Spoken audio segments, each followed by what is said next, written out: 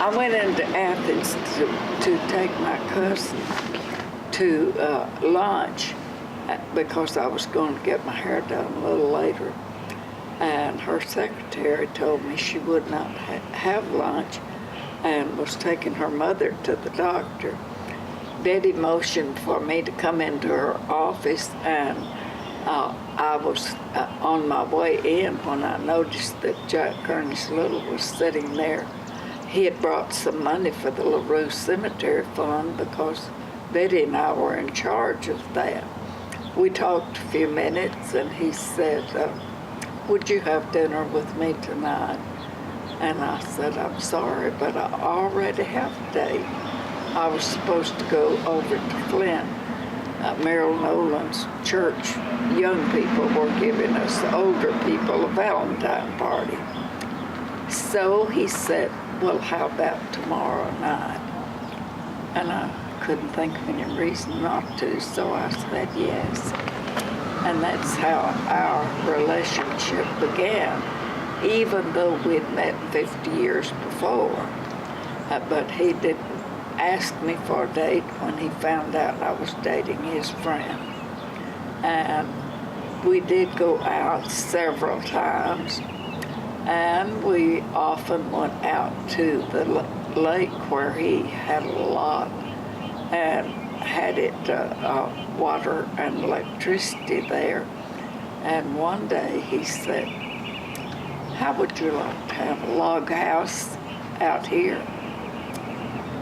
I thought about that for a minute, and I said,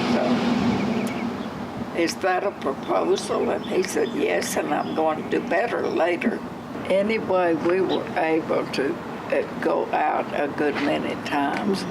And as I thought about that, I said, well, I always wanted a log house.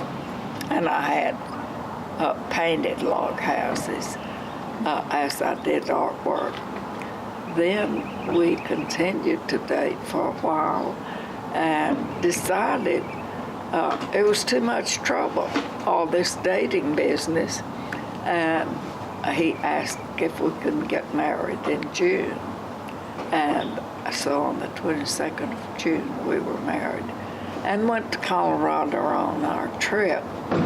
And that's a whole other story. We liked it so well there. And Jean and Johnny Clark and Jillian helped us to enjoy Colorado in a way that we probably wouldn't have done on our own, because they knew the places to go.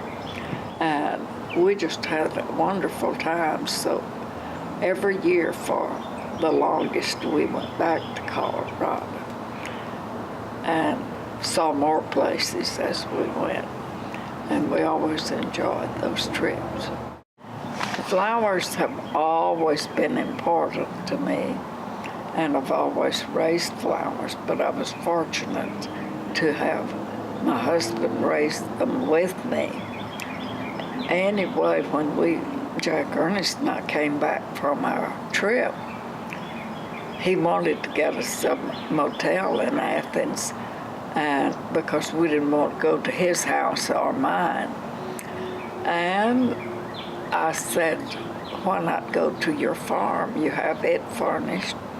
And he said, I didn't know you would care to go to the farm, but we did. And he was going to order us food, and I said, no, let's go to the grocery store and I will cook. Well, we did that. But while I was cooking, he came in with a dozen large roses and put them on the table for where we would have dinner.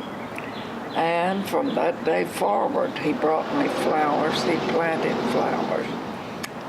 And came Valentine time again, he said, would you like a dozen roses or a dozen rose bushes? And I said, a dozen rose bushes. And he planted those in our backyard near the patio. And as we had breakfast out there many mornings, we enjoyed those beautiful roses. the one thing he did often, was count to see how many there were compared to the dozen he offered me. And one morning, one had 36 big roses on it.